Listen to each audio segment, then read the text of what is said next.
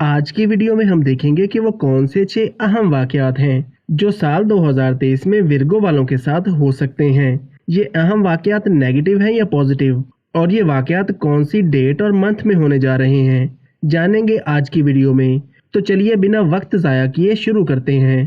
पहली बड़ी प्रेडिक्शन ये है कि सैटर्न 17 जनवरी को आपके छठे घर में ट्रांजिट करेगा, तो दुख तकलीफ और परेशानियां दूर हो जाएंगी। काम काज में बेहतरी देखने को मिलेगी। कोई कर्ज है तो इस साल अदा हो जाएगा और दुश्मनों पर फतह नसीब होगी। कोई कोर्ट कचहरी का मसला चल रहा है तो वो भी इस साल खत्म हो जाएगा। और वो लोग जो जॉब की तलाश में हैं, इन्हें 17 जनवरी के बाद नौकरी मिल जाएगी।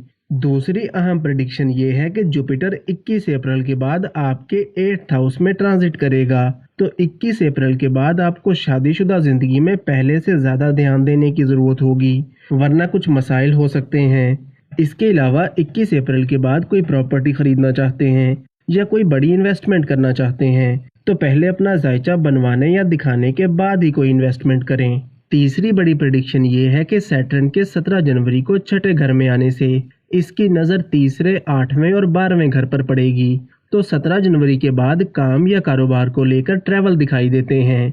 इसके अलावा अगर फॉरेन ट्रैवल का सोच रहे थे या लॉन्ग ट्रैवल पर जाना चाहते थे तो इसमें भी 17 जनवरी के बाद कामयाबी मिलेगी।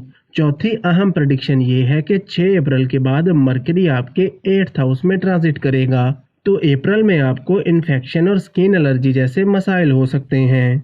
आपको अपने खाने पीने के हवाले से मोहतात रहना है और इस एक महीने में आपका कॉन्फिडेंस भी थोड़ा डाउन हो सकता है।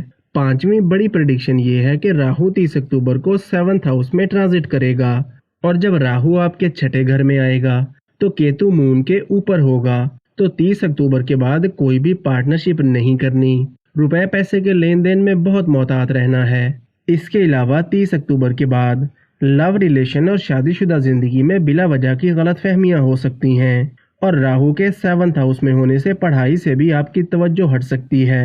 आखिरी अहम प्रेडिक्शन ये है कि अप्रैल से लेकर अक्टूबर तक का टाइम उन लोगों के लिए बहुत अच्छा रहेगा जो अपने करियर में कोई बड़ा चेंज लाना चाहते हैं या अपनी फील्ड चेंज करना चाहते हैं। हायर एजुकेशन और मुकाबले के इम्तिहान की तैयारी करने वालों के लिए फरवरी और मार्च का वक्त बहुत अच्छा रहेगा और कामयाबी मिलेगी। आप अगर अपने हाथों की लाइंस हमें चेक करवाना चाहते हैं या अपना जायचा बनवाना चाहते हैं या किसी भी मसले का हल जानना चाहते हैं तो स्क्रीन पर दिए गए नंबर पर राब्ता कर सकते हैं।